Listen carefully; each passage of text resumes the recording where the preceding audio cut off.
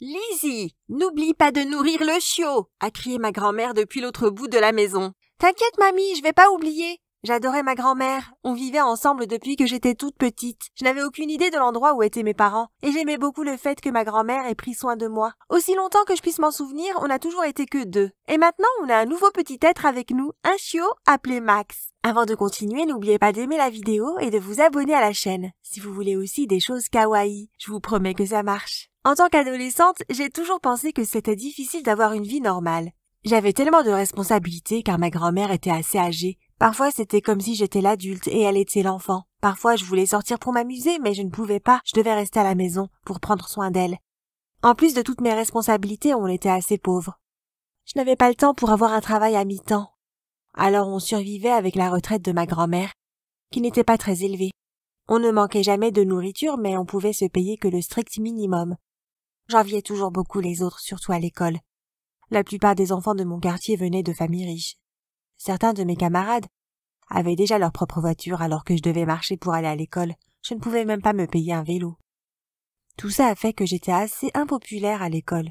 J'avais des amis normaux et c'était tout. Mes vêtements n'étaient pas aussi bien que ceux des filles populaires et je n'avais pas de quoi dépenser dans le maquillage. Les garçons ne me remarquaient jamais car j'étais ordinaire. J'imaginais toujours comment ça serait si j'étais riche et populaire d'avoir tout le monde espérer sortir avec moi. Un jour, j'étais assise sur un banc à l'extérieur en train de regarder plusieurs garçons baver devant Jennifer, la fille la plus populaire de notre école. Mon amie Lynn a d'un coup sauté à côté de moi et m'a presque fait tomber par accident. Elle s'écria en me montrant son téléphone. « Hé Lizzie, t'as entendu de cette nouvelle application? C'est super cool !» J'ai répondu « Merde Lynn, calme-toi, qu'est-ce que c'est ?»« TikTok! J'ai passé des heures dessus la nuit dernière, je n'ai pas beaucoup dormi. Regarde ce garçon comme il est drôle !» Elle s'est mise à rigoler tout en me montrant la vidéo d'un gars avec des cheveux bleus qui se prenait pour une baleine. J'ai aussi rigolé car c'était vraiment drôle. Elle a dit « Il y a aussi des challenges, regarde !» Je me disais « Waouh, c'est génial !» C'était la première fois que j'essayais TikTok. On a passé des heures à regarder des vidéos de danse, de blagues et de farces. Je ne m'étais pas sentie aussi heureuse depuis un moment déjà, car ça m'a aidé à oublier ma misérable vie. Cet après-midi, quand je suis rentrée chez moi, la première chose que j'ai faite a été de télécharger TikTok. J'ai passé la nuit entière à regarder des vidéos. J'ai complètement oublié de faire mes devoirs et les tâches ménagères que je devais faire. Je n'ai même pas parlé à ma grand-mère. Après au moins 6 heures de visionnage, j'ai eu une superbe idée. Peut-être que je pourrais faire des vidéos aussi. Est-ce que TikTok allait me rendre populaire? Je pouvais déjà l'imaginer. Les garçons tomberaient à mes pieds et tout le monde voudrait devenir mon ami. Je devais faire en sorte que ça marche. J'ai décidé de commencer le jour suivant. Ça serait samedi et donc j'aurais beaucoup de temps pour essayer plein de choses. En premier, j'avais besoin d'un petit relooking. J'ai dépensé quelques dollars que j'avais économisés pour acheter des vêtements mignons et du maquillage. J'ai trouvé un endroit correct chez moi et j'ai préparé mon téléphone pour prendre la vidéo. J'ai décidé de faire une danse de courte durée. Quand je l'ai finalement réussi, je l'ai mise en ligne et j'ai attendu de recevoir des millions de likes et d'abonnés. Je suis restée à regarder mon téléphone jusqu'à ce que quelqu'un réagisse, mais personne ne l'a fait. J'ai décidé d'essayer une autre fois pour faire passer le temps. Quelques heures plus tard, j'ai ouvert l'application et j'ai vu qu'il y avait plusieurs vues et likes. J'ai pensé « Ah, ce n'est que le début !» La semaine d'après à l'école, j'ai fait mes trucs habituels. J'ai remarqué que personne là-bas n'avait vu ma vidéo. Jusqu'à un après-midi quand je suis rentrée en classe. Le garçon le plus beau de l'école, Shade, est passé à côté de moi et a dit « Belle danse !» et il m'a fait un clin d'œil. J'ai pensé « Oh, Shade a aimé ma vidéo !» Je me disais « J'ai besoin de faire plus de vidéos pour attirer plus d'abonnés. » J'en ai conclu. Mais qu'est-ce que je pourrais faire d'autre? Ah, je devais faire en sorte que mes vidéos soient un peu plus choquantes. J'ai décidé de rendre mes vêtements plus attirants et d'apprendre à bien me maquiller. Je devais voler un peu d'argent à ma grand-mère car je n'avais pas assez d'argent pour acheter de nouveaux vêtements. Cette nuit-là, j'ai fouillé dans son sac et j'ai pris assez pour acheter de nouveaux vêtements et du maquillage. Ça ne m'a rien fait de savoir que c'était l'argent pour nous nourrir. Le lendemain, je suis allée faire du shopping. J'ai acheté quelques vêtements sexy et du maquillage avec l'argent restant. J'ai couru chez moi pour commencer à faire mes vidéos. Ma grand-mère a alors dit, quand j'ai franchi la porte d'entrée, « Lizzie, peux-tu cuisiner quelque chose pour ce soir? Je me sens fatiguée. » J'ai répondu en allant dans ma chambre. « Commande une pizza ou autre chose? Je suis très occupée. S'il te plaît, ne me dérange pas. » Elle semblait un peu triste, mais je m'en fichais. Elle devrait être fière de ce que je ferais une fois connue. J'ai mis les vêtements les plus sexy que j'ai jamais mis de ma vie. Et puis, j'ai regardé quelques tutos de maquillage pour transformer mon visage. Une fois terminé, j'ai regardé dans le miroir et j'ai halluciné. J'étais magnifique. J'ai préparé mon téléphone et me suis mise au boulot. J'ai dû faire plusieurs prises avant de mettre en ligne ma vidéo avec les meilleurs angles. Après ça, j'étais tellement fatiguée que je me suis changée directement pour aller au lit. Le lendemain matin, j'ai regardé mon téléphone et j'ai vu que j'avais gagné 100 nouveaux abonnés. J'en ai conclu que ce que je faisais marchait bien et que je devais continuer comme ça. J'ai continué à faire des vidéos de danse et j'ai gagné de plus en plus d'abonnés. En au moins 1 mois, tout le monde à l'école me connaissait. Je devenais de plus en plus populaire chaque jour. Jade m'a même demandé de sortir avec lui. Et après plusieurs rencarts, il m'a demandé de devenir sa petite amie. J'ai accepté. Mais j'ai aussi dit oui à Connor, un autre gars que je voyais. J'avais donc 2 copains. Une belle amélioration de mon ancienne vie. Après quelques mois, plusieurs marques m'ont contacté pour que je leur fasse de la pub. Ils m'envoyaient des produits gratuitement et je leur faisais de la pub dans mes vidéos. J'ai reçu un paquet de nouveaux vêtements qui m'ont aidé à devenir encore plus populaire dans mes vidéos. Ils m'ont également envoyé de l'argent et j'avais enfin les moyens de rembourser ma grand-mère après lui avoir volé. Ma vie était parfaite, tout le monde voulait être mon ami et j'avais 2 merveilleux copains. Qu'est-ce qui pouvait se passer de mal? À vrai dire, tout! Je ne savais pas que ma vie allait devenir bien pire. Un dimanche après-midi, je venais juste de recevoir une nouvelle tenue sexy de la part d'une entreprise pour qui je faisais de la pub. C'était un ensemble pantalon rose moulant et un joli haut. Je les ai mis rapidement et je ne pouvais pas arrêter de m'admirer. Je me suis coiffée et maquillée avec attention, puis j'ai recherché la chanson parfaite que je pourrais utiliser pour enregistrer une danse sexy. Une fois trouvée, j'ai enregistré ma danse et l'ai mise en ligne avant même de l'avoir vérifiée. J'ai dit en souriant, ça va sûrement me faire gagner encore plus de likes et d'abonnés. J'ai posé mon téléphone pendant un moment et je me suis allée faire autre chose. Après ça, j'ai pensé qu'il était temps que j'aille me changer, me doucher et puis d'aller me coucher. Ce n'est qu'au moment de retirer mon pantalon que j'ai vu qu'il était complètement déchiré à l'arrière. J'ai soupiré. Oh! Est-ce que c'est arrivé pendant ma danse? J'ai pris mon téléphone et j'ai vu un tas de notifications. J'ai ouvert TikTok et j'ai vu 5000 nouveaux abonnés et 10 000 likes. J'ai regardé la vidéo que j'avais mise en ligne. C'était super au début. Mais quand je me suis retournée, le pantalon s'est déchiré, ma culotte horrible était presque complètement à vue. Je portais le pire ensemble de sous-vêtements. Il était vieux et avait quelques trous. Je voulais pleurer. J'ai effacé la vidéo, mais c'était déjà trop tard. Plusieurs personnes avaient déjà enregistré la vidéo et elle était partagée sur WhatsApp et sur d'autres plateformes. Quelqu'un a même mis ma vidéo sur Instagram. Le lendemain, c'était un vrai désastre à l'école. Dès que je suis entrée, quelqu'un m'a pointé du doigt et a crié « Hé, c'est la fille avec la vieille culotte !» Tout le monde s'est retourné et se sont moqués de moi. Je suis allée dans ma classe et je me suis assise à ma place au premier rang. J'ai essayé de cacher ma tête derrière un livre pour que personne ne me remarque. Ça n'a pas du tout marché car peu après j'ai senti quelque chose toucher mon épaule. Je me suis retournée et tout le monde commençait à me jeter des boulettes de papier. J'ai alors crié « Pourquoi vous me faites ça? Tu n'es qu'une loser qui veut être populaire. T'as toutes ces belles tenues et du beau maquillage, mais tu ne peux même pas t'acheter des sous-vêtements corrects, a dit Jennifer qui était furieuse depuis que j'étais devenue plus populaire qu'elle.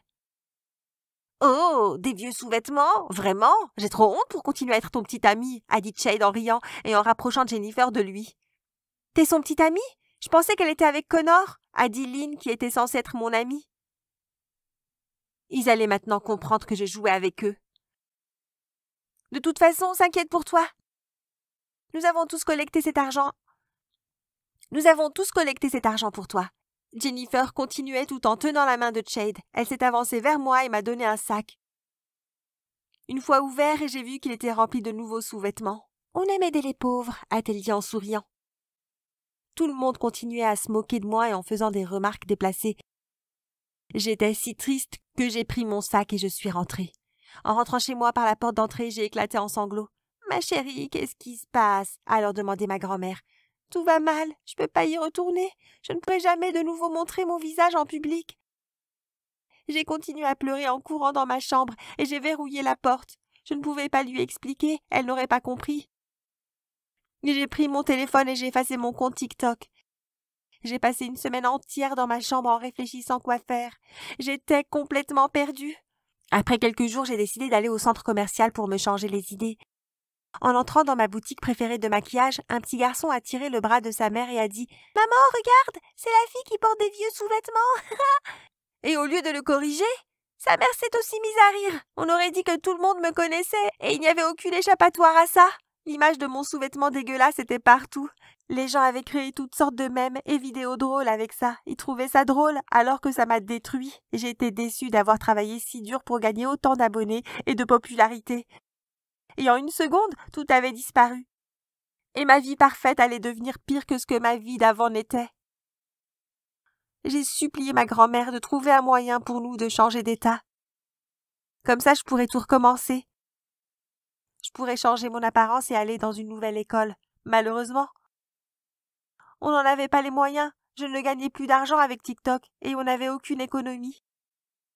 Je devais retourner à l'école et faire face à la honte que j'avais. Je suis redevenue la fille impopulaire que personne ne voulait côtoyer. J'avais 2 copains et maintenant plus rien. Je n'avais même plus d'amis. TikTok a ruiné ma vie. Salut, je sais que je devrais me présenter, mais je pense qu'il vaut mieux que je reste anonyme. Après tout ce qui m'est arrivé, je ne veux pas que cette vidéo soit supprimée, comme l'a été mon compte TikTok.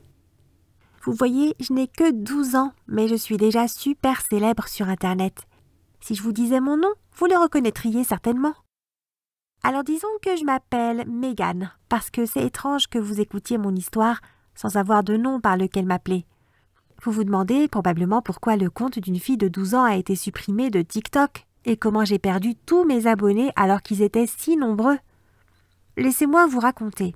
En réalité, ce n'est pas facile d'en parler parce que j'ai toujours un peu le cœur brisé. J'avais goûté à la célébrité et maintenant j'en étais privée. Au début, j'utilisais l'application pour regarder les comptes d'autres personnes. Je pensais que c'était la chose la plus cool au monde. J'étais en ligne presque toute la journée. J'avais même commencé à l'utiliser, comment ça s'appelait encore, Musical.ly. Au début, je ne publiais pas de vidéos moi-même. J'étais trop timide pour ça. Je craignais que les gens ne se moquent de moi, alors je me contentais de regarder les autres utilisateurs. C'était très drôle et les gens étaient incroyablement talentueux. Je me demandais comment ils pouvaient poster toutes ces vidéos amusantes et comment ils étaient devenus si talentueux. Je voulais être tout comme eux. Mais je sais que ce n'est pas facile d'être si doué, alors j'ai finalement décidé d'essayer de poster ma toute première vidéo. C'était une catastrophe, une énorme catastrophe, croyez-moi. Je n'avais aucun talent et personne ne regardait. Je ne peux pas leur en vouloir car c'était vraiment mauvais. Pourquoi qui que ce soit s'intéresserait à mon compte, alors qu'il y avait tant d'incroyables créateurs ailleurs? J'étais déterminée à devenir célèbre et à être aussi intéressante que les gens que j'admirais. Ça demanderait beaucoup d'efforts, mais je savais que je pouvais le faire. Je m'y suis appliquée et j'ai commencé à m'entraîner chaque jour, pendant des heures. Je regardais des vidéos que je trouvais super encore et encore, en boucle. Puis je reproduisais leurs pas de danse et la façon dont ils chantaient. Je m'entraînais devant le miroir, dans les couloirs de l'école, en rentrant à la maison. Il n'y avait pas un seul moment de la journée où je ne pensais pas à TikTok. Oui, je sais, on dirait que j'étais obsédée. Je ne vais pas vous mentir. Je l'étais vraiment. Pour moi, cette application était tout. Je pourrais devenir très célèbre et vivre de mes talents au lieu de trouver un vrai travail. Ça paraissait super. J'ai aussi commencé à réfléchir à de nouvelles idées.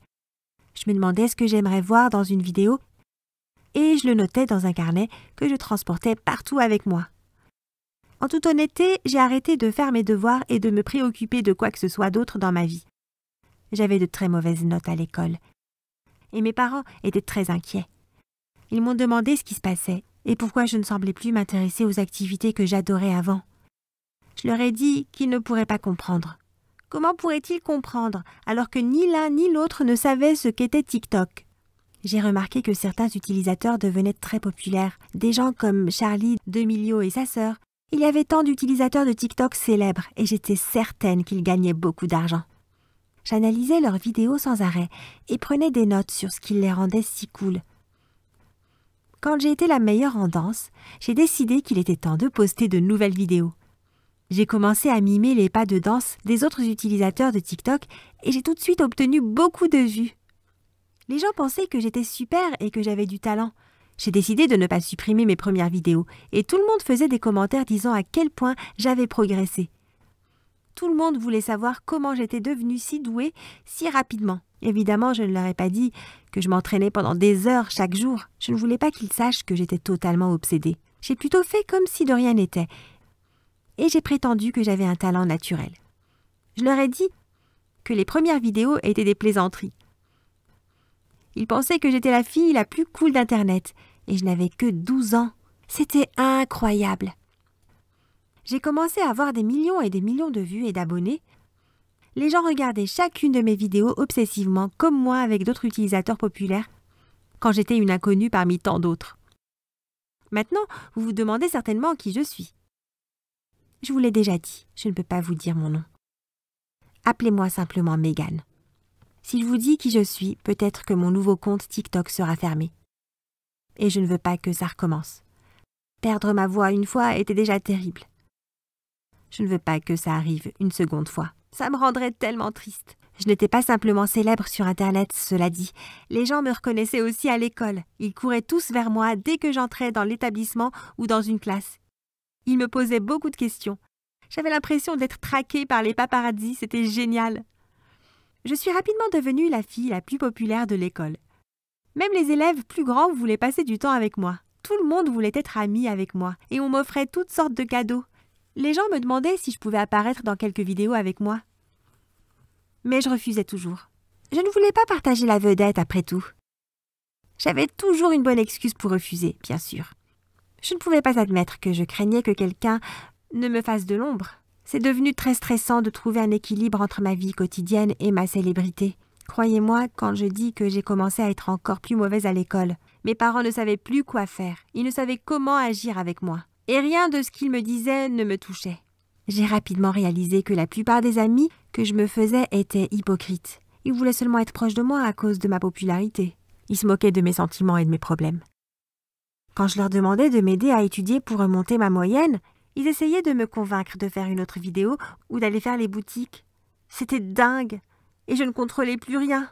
Enfin, je n'avais que 12 ans et les gens commençaient à me reconnaître dans la rue. Ça ne plaisait pas du tout à mes parents. Ils avaient peur que quelqu'un finisse par me faire du mal. Mon compte explosait.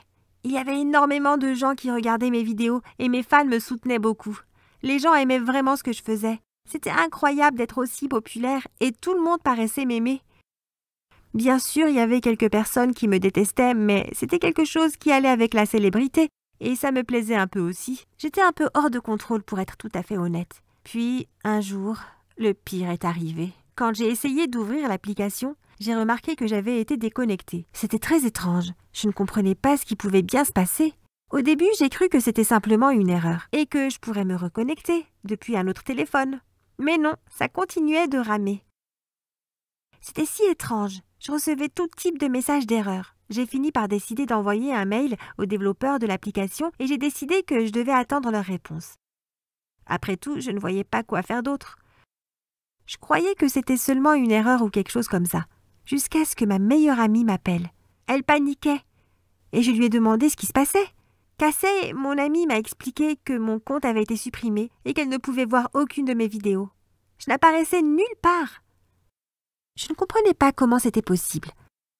Mon compte avait tout simplement complètement disparu. La veille au soir, j'avais pu poster une vidéo sans problème et maintenant, je n'étais même plus présente sur l'application. Après avoir fait quelques recherches, je me suis rendu compte que mon compte avait été banni. C'était pour cette raison que je n'apparaissais pas. J'étais sûre que c'était une stupide erreur, alors j'ai attendu la réponse des développeurs de l'application. J'ai attendu 2 semaines avant de recevoir la réponse. J'étais complètement paniquée à ce moment et je leur avais envoyé plein d'autres mails. J'ai essayé de créer un nouveau compte, mais ça ne marchait pas non plus. J'étais très inquiète et je ne comprenais pas comment ça pouvait arriver. Je m'attendais à ce que ce soit réglé très rapidement, mais non, c'était totalement le contraire. Quand j'ai reçu leur mail, ils m'ont expliqué que j'avais été bannie parce que j'avais menti en créant mon compte. Imaginez à quel point j'ai été choquée en lisant ce qu'ils me disaient. Apparemment, je devais avoir au moins 13 ans pour utiliser l'application. Comme je n'avais que 12 ans, j'avais menti et dit que j'avais 1 an de plus et j'avais tout simplement créé un compte avec de fausses informations. J'ai été dévastée. Tous mes abonnés avaient disparu du jour au lendemain. Je ne comprenais pas pourquoi ils s'en prenaient à moi. Après tout, il y avait beaucoup d'enfants qui faisaient la même chose que moi. Internet déborde de gens qui mentent sur leur identité. C'était tellement injuste, j'étais tellement en colère et j'ai essayé de négocier avec eux. Mais ils ont refusé de changer d'avis et le compte est resté bloqué. Je ne pouvais pas me connecter et personne ne pouvait voir mes vidéos. Cette décision était définitive. À l'école aussi, la situation s'est détériorée. Tous ceux qui avaient fait semblant d'être mes amis ont commencé à me tourner le dos. Maintenant que je n'étais plus populaire, passer du temps avec moi ne les intéressait plus. Je me sentais si seule, mais au moins j'ai découvert qui étaient mes vrais amis. Casset, évidemment, est resté à mes côtés pendant toute cette épreuve. J'ai enfin avoué à mes parents ce qui se passait. Et ils ont engagé un professeur particulier pour m'aider à rattraper mon retard sur mes camarades. Mes notes s'améliorent lentement et je crois que j'ai retenu la leçon. Je veux toujours être célèbre, mais maintenant, je sais que je dois faire plus attention. Quand j'aurai 13 ans, je rouvrirai mon compte. Ils ne pourront pas le fermer étant donné que j'aurai l'âge requis pour créer un compte. Mais je ne redeviendrai pas aussi obsédée. Cette fois, je trouverai un bien meilleur équilibre entre mes études et le temps que je passe sur TikTok. Mes parents m'ont promis de m'aider pour que je continue à avoir des bonnes notes et à gagner de l'argent. Ils ne comprennent pas vraiment pourquoi la popularité est si importante pour moi, mais ils essayent d'apprendre à mieux me connaître. J'adore pouvoir enfin bien m'entendre avec eux. Je ne m'étais pas rendu compte que leur parler sans que nous nous mettions à crier me manquait à ce point. Honnêtement, j'espère que mes fans reviendront quand je me reconnecterai. Je pense qu'ils reconnaîtront peut-être mon visage et regarderont à nouveau mes vidéos. Je ne sais pas si j'aurai autant de chance, mais je garde espoir. Alors, qu'en pensez-vous? Est-il possible de retrouver sa popularité après l'avoir perdue?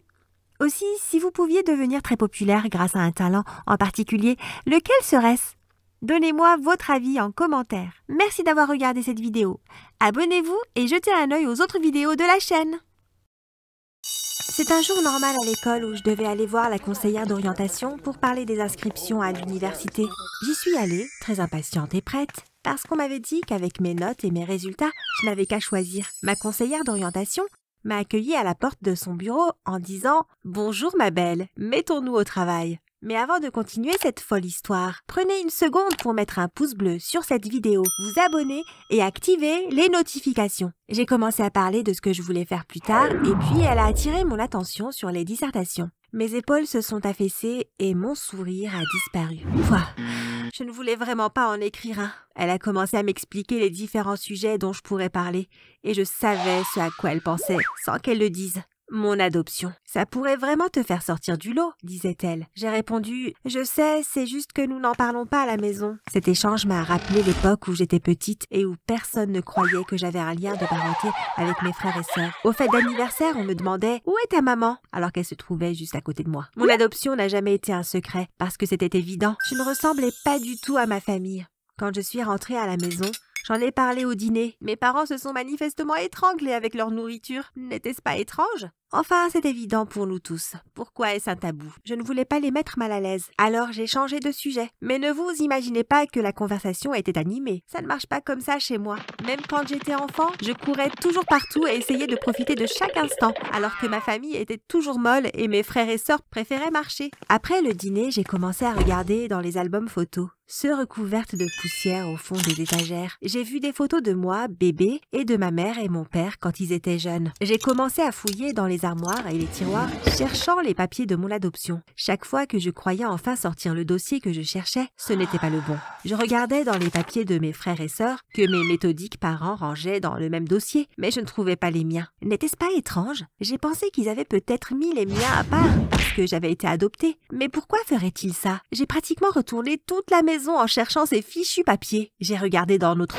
coin, rien. Je faisais défiler une page sur mon ordinateur distraitement. J'étais nerveuse parce que ça aurait pu être une très bonne dissertation à ajouter à ma candidature. Quand je me suis dit, pourquoi ne pas rechercher mon nom sur Google? Qui sait, je trouverais peut-être quelque chose. J'ai entré mon nom, ne m'attendant pas à grand-chose honnêtement, mais ce que j'ai vu a changé ma vie. Il y avait un site qui m'était dédié à moi. Je me suis demandé pourquoi quelqu'un créerait un site pour moi. Il y avait mon nom complet, ma date de naissance et même l'hôpital dans lequel j'étais née. Ça devait être moi. C'était impossible que quelqu'un tout comme moi soit par hasard né dans le même hôpital avec le même nom. Mes yeux se sont écarquillés alors que je lisais le texte. J'étais morte? Comment était-ce possible? J'étais bien en vie, assise là à lire que j'étais morte. Il y avait des photos de ma famille sur le site. Ma famille biologique.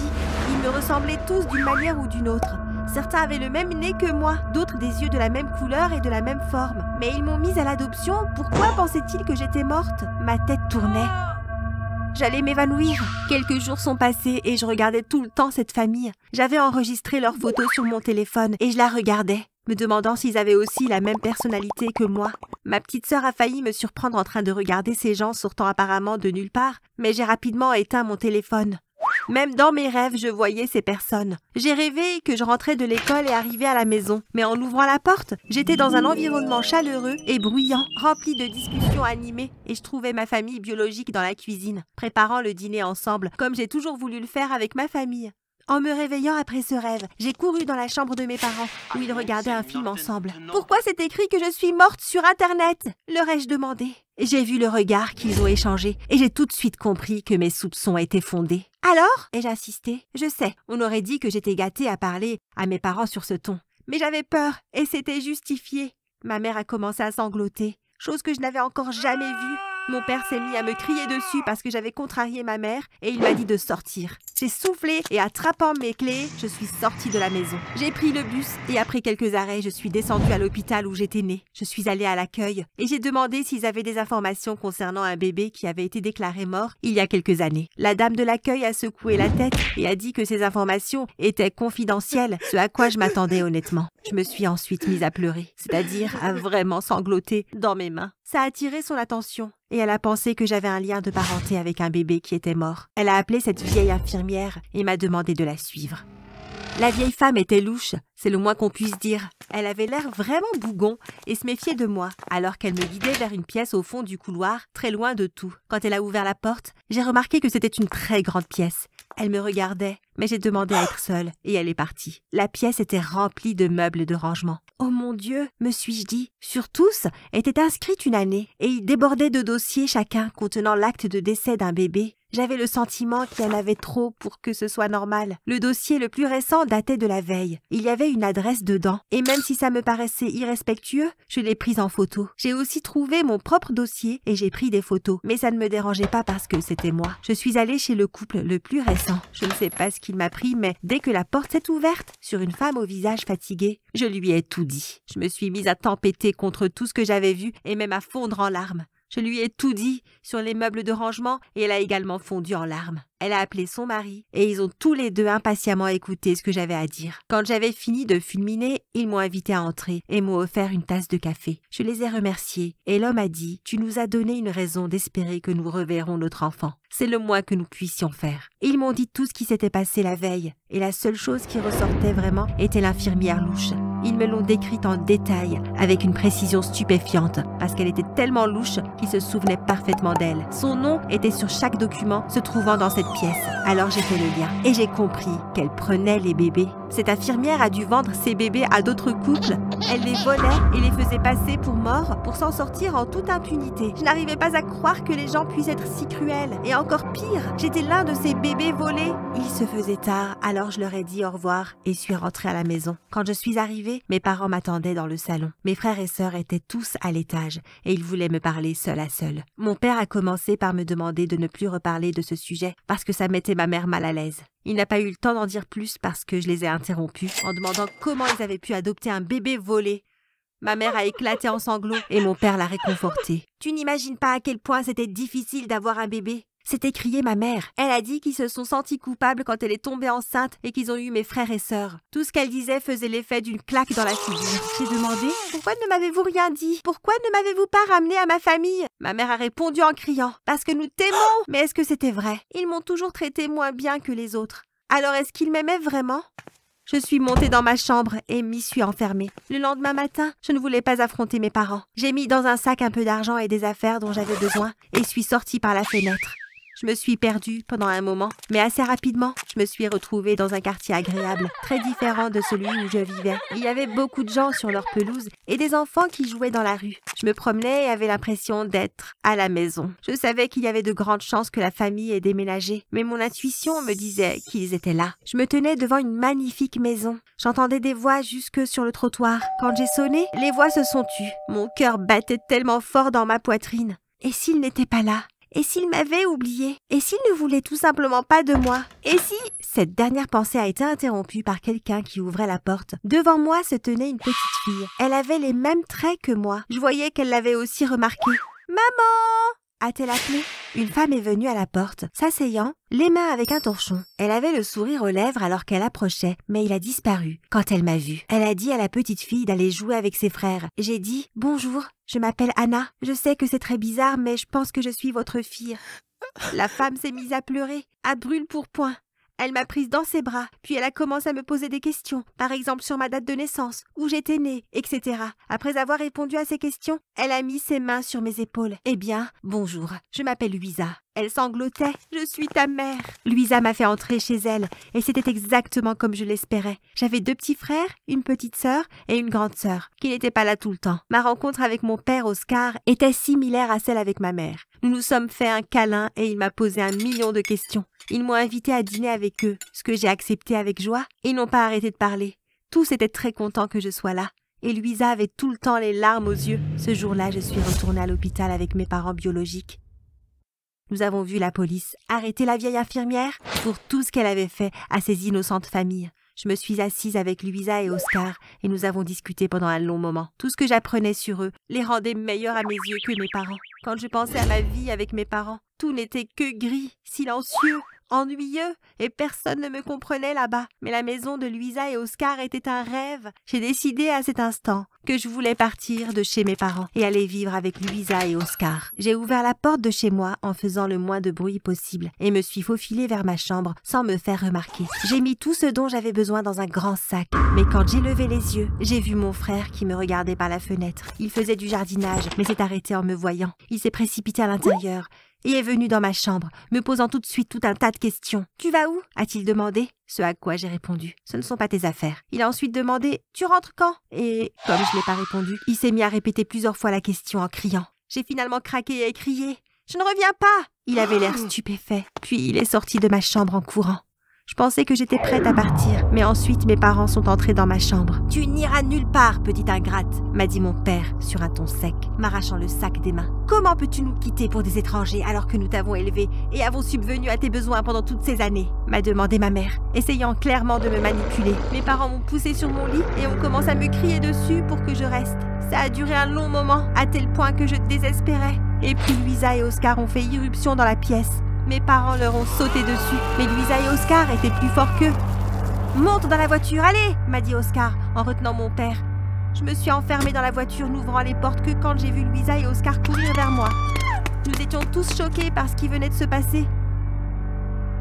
À l'avant, Louisa et Oscar se demandaient si mes parents représentaient un danger pour mes frères et sœurs. Mais je pensais seulement à comment j'allais rédiger la meilleure des dissertations. J'ai pleurniché comme un gamin de 3 ans. « Maman, pourquoi ?» Elle m'a répondu « C'est très important, Ethan. Je suis désolé que ça te mette mal à l'aise, mais tu me remercieras plus tard. »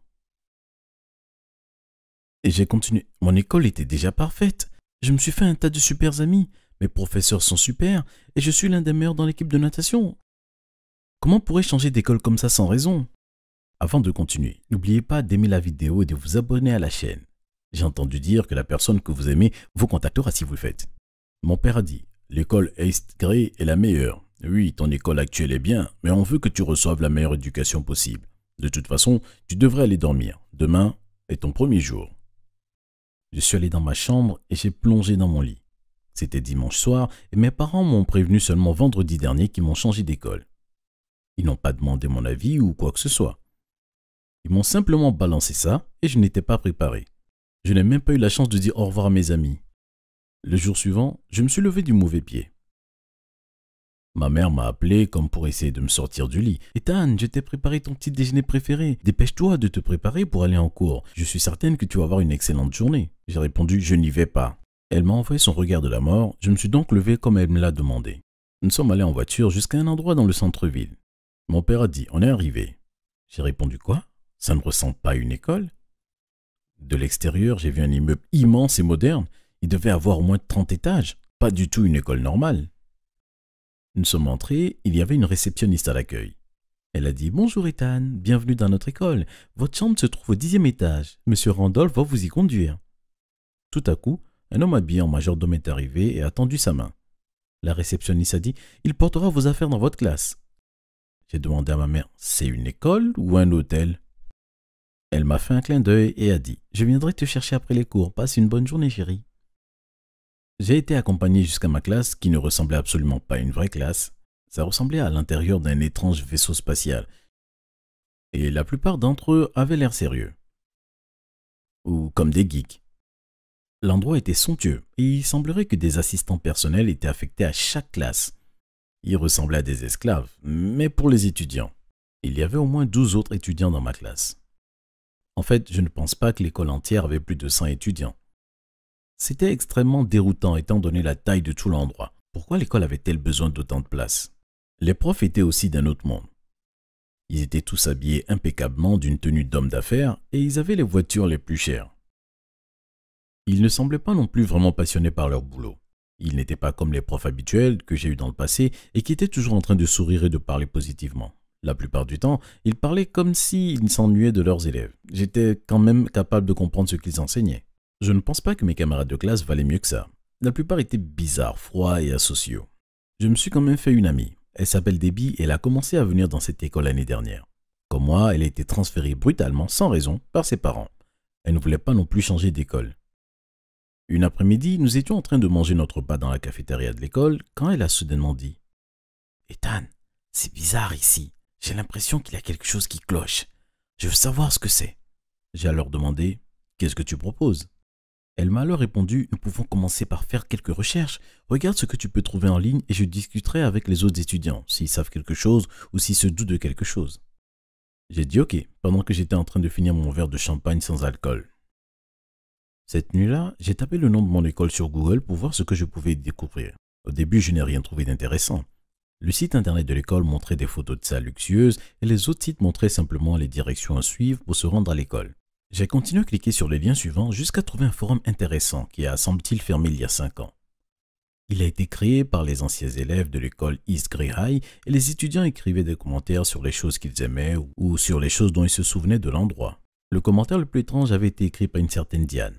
Elle a écrit « Cette école n'est pas normale. C'est un endroit fait pour entraîner votre façon de penser et vous conditionner dans le but d'avoir des positions importantes dans le gouvernement de notre pays.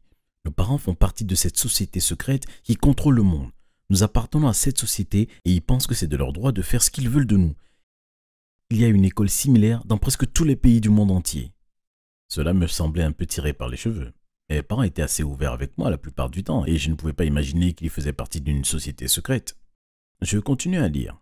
Si vous ne me croyez pas, il y a un niveau secret en dessous du rez-de-chaussée. Pour y aller, vous devez presser 3 fois la touche 1 dès que vous entrez dans l'ascenseur. Une fois arrivé au sous-sol, allez tout droit et ouvrez la 4e porte sur votre droite. Cette porte vous mènera à un passage souterrain qui conduit à une pièce secrète. Cette pièce contient des documents classifiés sur toutes les personnes ayant fait ses études à l'école East Grey High, ainsi que les rôles qu'ils ont joués et comment ils contrôleront la société de nos jours. Ça a commencé à devenir insensé et je commençais à avoir peur. Depuis tout petit déjà, mon rêve était de devenir un jour un décorateur d'intérieur célèbre. Mais d'après cette conspiration, je ne pourrais jamais accomplir mes propres rêves car ma vie appartient à une étrange société secrète. Rien de tout ça me paraissait réel. J'ai imprimé le commentaire de Diane et je l'ai montré à Debbie le lendemain. Elle m'a dit « Je pense que c'est vrai ». J'ai alors demandé « Comment peux-tu croire un commentaire assez bizarre vu en ligne ?» Elle m'a répondu « Car, comme je t'ai dit, j'ai des soupçons sur cet endroit depuis très longtemps. Quelque chose est bizarre ici. » J'ai demandé « Donc, tu veux aller essayer de trouver cette pièce secrète alors ?» Elle m'a répondu « Bien sûr, je te vois dehors, ce soir à 7 heures, sois à l'heure. » Puis elle est partie. Je me demandais dans quelle galère je me suis mis. Cette nuit-là, je me suis échappé de ma maison pour arriver tôt à l'école. Debbie était là-bas, en train de m'attendre. J'ai demandé Debbie, maintenant comment on fait pour entrer? L'immeuble était fermé et plongé dans le noir. Elle me dit en me montrant une carte, Ici, j'ai emprunté ça sur le bureau du réceptionniste avant de partir aujourd'hui. Elle a glissé dans la porte et elle s'ouvrit. Nous sommes allés dans l'ascenseur et comme Diane avait dit, on a appuyé 3 fois sur 1 et nous sommes descendus très vite. J'ai dit, oh mon Dieu, qu'est-ce qu'on est en train de faire? Debbie a répondu, ne fais pas le gamin. Une fois que l'ascenseur s'est ouvert au niveau secret, nous avons vu une pièce blanche bien éclairée avec plusieurs portes. Elle a dit d'aller à la 4e porte sur la droite tout de suite après être sorti de l'ascenseur. Nous sommes sortis de l'ascenseur lentement et on s'est mis à rigoler en réalisant que nous marchions sur la pointe des pieds. Nous sommes allés à la bonne porte et par chance, ce n'était pas fermé. Nous avons ouvert la porte et sommes entrés. C'était totalement différent des autres murs blancs dehors. C'était une pièce bleue luxueuse avec plein d'ordinateurs qui étaient bizarrement allumés et des classeurs classés par ordre alphabétique. J'ai dit « Wow, elle ne plaisantait pas !» Debbie a répondu « Je te l'avais bien dit !» Nous avons commencé à chercher. Mon nom de famille était John. J'ai donc cherché dans le compartiment J. J'ai cherché à travers au moins une 50aine de dossiers jusqu'à trouver le mien. J'ai ouvert le dossier et j'ai trouvé à l'intérieur pas mal d'informations à mon sujet. Mon certificat de naissance, mon dossier de santé, les bulletins scolaires de mes anciennes écoles et même des photos de moi quand j'étais petit. Le truc le plus fou que j'ai trouvé était une enveloppe avec inscrit dessus « Plan futur ». Je l'ai ouverte en faisant attention et je l'ai lu. Ethan John a été suivi depuis la naissance et nous avons trouvé qu'il avait du talent d'analyse et d'un bon niveau. Bien qu'il ait un don pour les arts, nous pensons qu'il sera la meilleure personne pour travailler en tant que chef d'armée.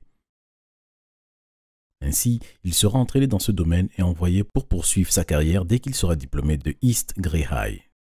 J'ai dit en étant assez dégoûté, quoi, chez les militaires, avec tout ce qu'il y a? Debbie a dit en rigolant, tu devais venir voir ce que j'ai trouvé. Toutes les personnes importantes dans notre région sont venues dans cette école. C'est vraiment fou.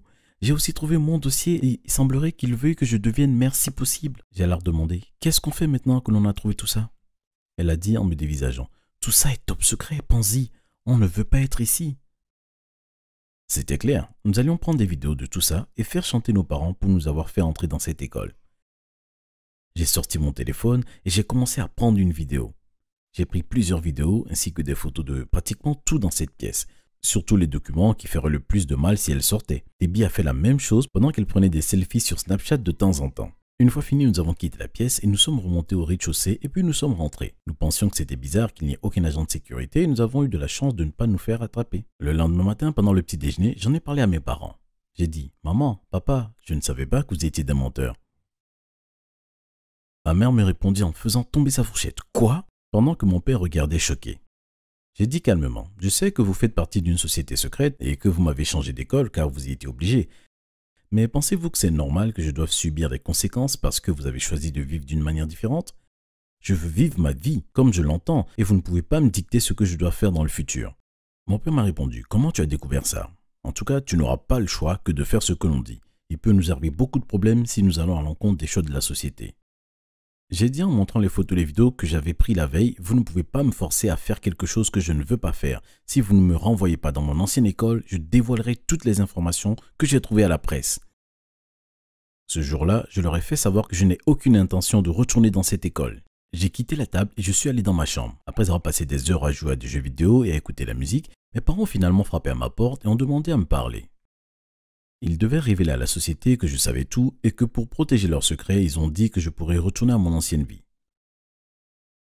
Cependant, mes parents ont été destitués. Ça veut dire qu'ils perdaient leur boulot bien payé et qu'ils devront se contenter de moi. J'ai été renvoyé à mon ancienne école la semaine d'après, mais mes parents n'ont jamais été les mêmes qu'avant. Et nous n'avions plus beaucoup d'argent, mais je m'en moquais. Si avoir moins voulait dire avoir ma liberté, ça m'allait bien. Moi et Debbie sont toujours de bons amis. Elle a également été renvoyée dans son ancienne école et elle a profité de sa vie comme toutes les adolescentes de son âge.